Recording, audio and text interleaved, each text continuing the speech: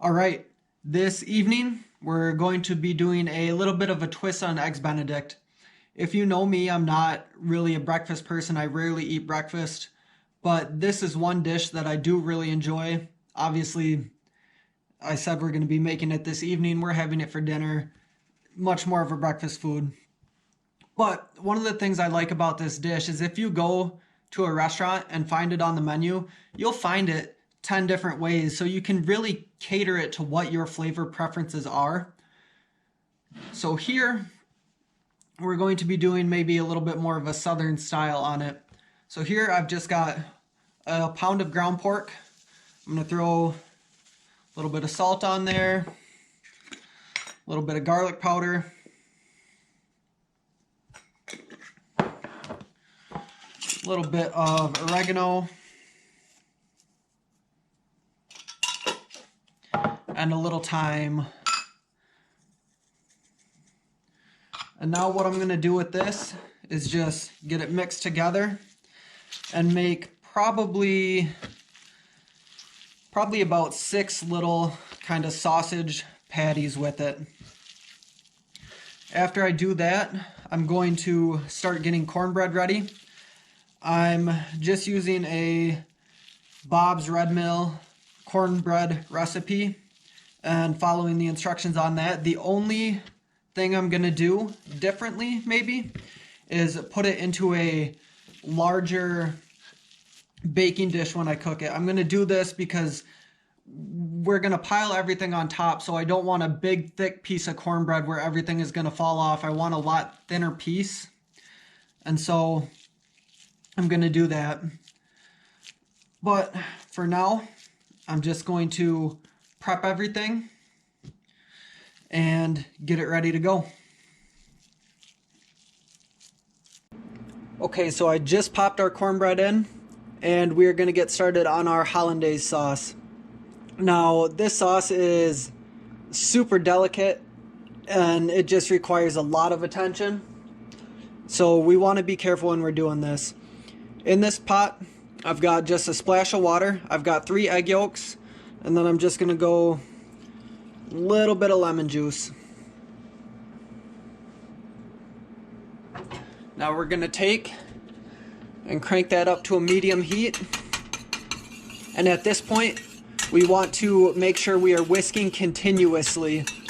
We're going to do this until our volume doubles, approximately doubles, and then we're going to move on from there. But again, we want to make sure we're continuously whisking this. We don't want anything to cook or solidify, so we're gonna be pretty aggressive with this.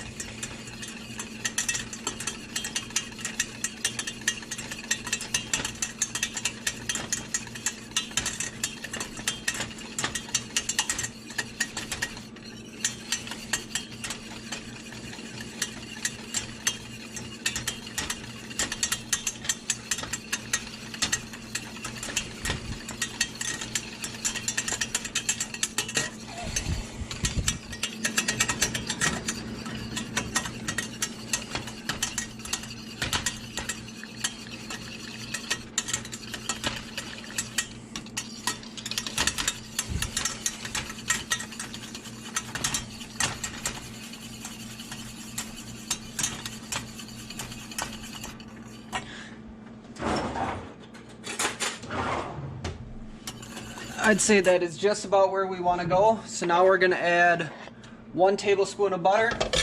We've got 10 tablespoons here, but we're going to make sure to add very slowly. We're going to turn our heat down now.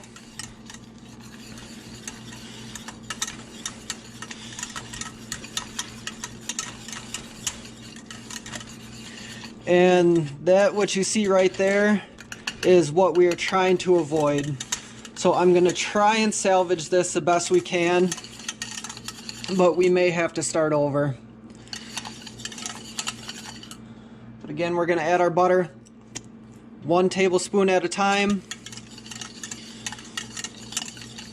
I'm going to lift the pan off the burner a little bit to try and dissipate some of this heat and save what we have.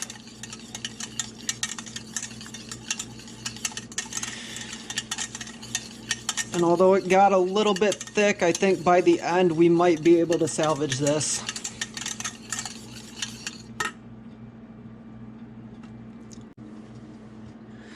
So you'll see I was able to bring our sauce back to life a little bit. I did use the help of an immersion blender to just get everything blended up and break it up a little bit again. For that reason, because it's incredibly tricky to get right on the stovetop, you will often see people using just a blender.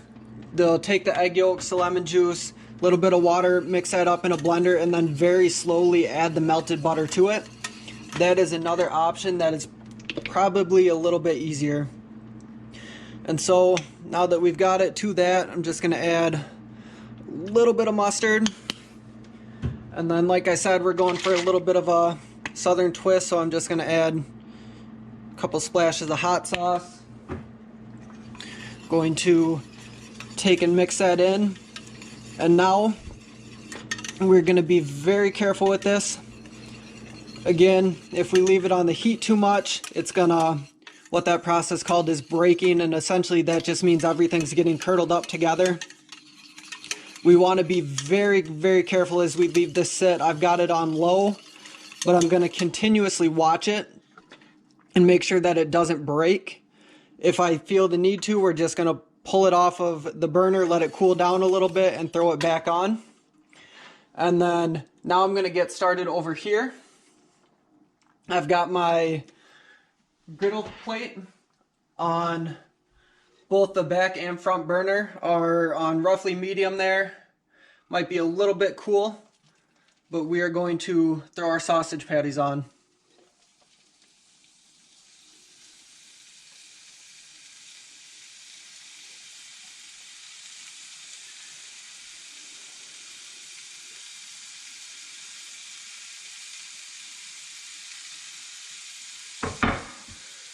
We are going to continue to watch our sauce, watch our sausage here, and get that cooked through before we move on to the next step.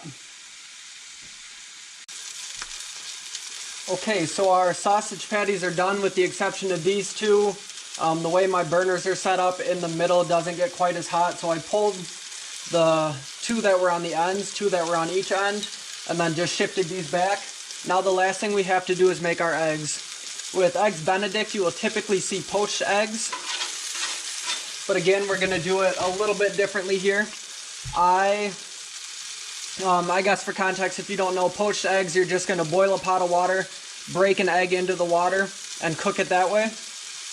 We're going to do fried eggs, and the key with this is going to be to make sure that we get the egg cooked, we get it flipped, but we don't want to cook the yolk. So what I'm going to do is I'm just going to break it here. I'm going to kind of hold that in place until some of the underlying whites cook up a little bit.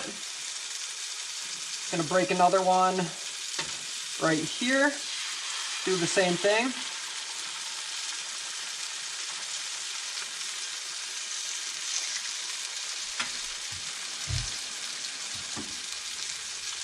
And then we're going to let that cook for a second. And then very gently, got a little bit of a sticky spot there, so it'll be a little bit difficult. But very gently, we're going to lift all the edges until we can get all the way underneath. And then carefully flip it over. And our goal again is to not break the yolk.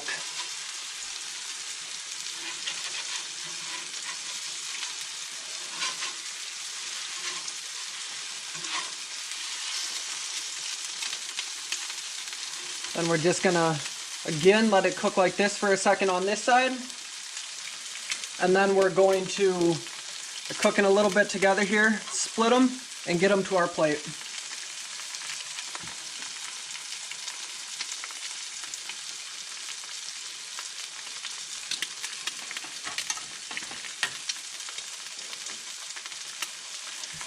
So these look like they should be ready to go if I can get in there. Again, unfortunately, I've got a little bit of a sticky spot here, but we might be all right.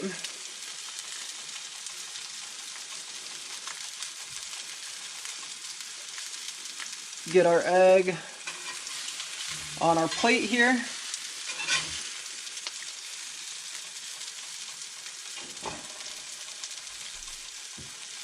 Dress with a little bit of our Hollandaise sauce. And then unfortunately I did break the yolk on that one. You can see it running out, but that is exactly what we're looking for. When we cut into this, we want, just like that, all that yolk to come through. We can use the bread to soak it up, but there you have it.